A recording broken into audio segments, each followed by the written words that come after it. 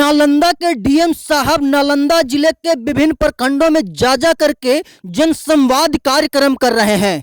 DM साहब के साथ साथ उस जन संवाद कार्यक्रम में जिले के लगभग सभी आलाधिकारी साथ होते हैं। जन संवाद कार्यक्रम में डीएम साहब के साथ साथ जितने भी बड़े छोटे अधिकारी होते हैं उस जन संवाद कार्यक्रम में सरकार के जो विभिन्न योजनाएं हैं उसके बारे में जानकारी देते हैं। इसी दौरान 1 नवंबर को इस्लामपुर प्रखंड के बरदाहा पंचायत जब डीएम साहब जन संवाद कार्यक्रम को संबोधित करने के लिए आते हैं तो वहां पे एक अजीबोगरीब घटना घटित होता है। वीडियो को लास्ट तक देखिएगा तो आपको भी समझ में आ जाएगा कि प्रखंड और पंचायत में एक से एक निर्धन और असहाय व्यक्ति भरे पड़े हैं।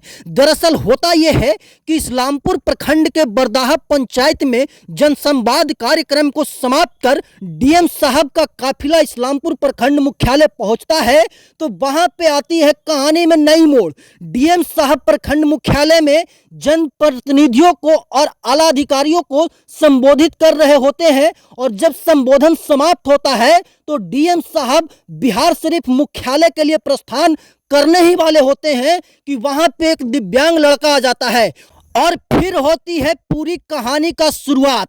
दिव्यांग लड़का डीएम साहब के सामने जाकर के गिड़गिड़ाने लगता है, बिलखने लगता है, रोने लगता है। कहता है डीएम साहब मैं दिव्यांग हूँ, मैं विकलांग हूँ, ना मैं चल सकता हूँ, ना मैं बोल सकता हूँ, ना मेरा हाथ सही है, ना मेरा पैर सही है। मैं चाहूँ तो भीख भी मांग सकता हूँ हुजूर, मैं चाहूँ तो इस्लामपुर में जा करके भीख भी मांग सकता हूँ हुजूर, लेकिन मेरे पूर्वज ये इजाजत नहीं देते हैं। मेरे पूर्वज कभी भीख नहीं मांगे हुजूर तो हम भी भीख नहीं मांगेंगे।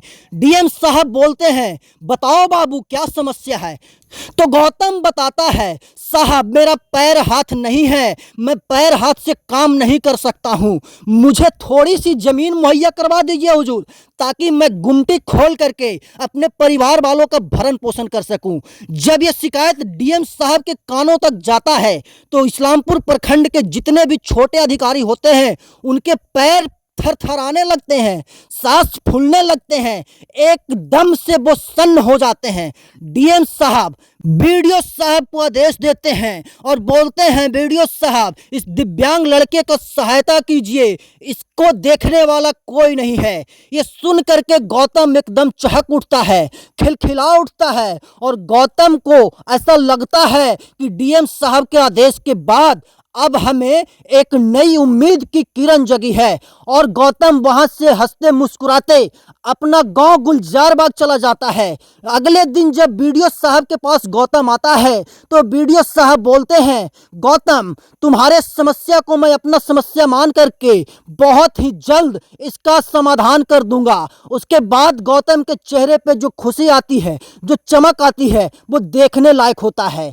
जब डीएम साहब जनसंवाद कार्यक्रम को संबोधित कर रहे थे तो उस दौरान संबोधन को सुनने वाले ज्यादातर महिलाएं थी, ज्यादातर बुजुर्ग थे, ज्यादातर बच्चे थे, ज्यादातर युवा थे। अगर देखी जाए तो पंचायत और प्रखंड के वो तमाम जनता थे जो जन कल्याणकारी योजनाओं के बारे में जानकारी लेना चाहते थे।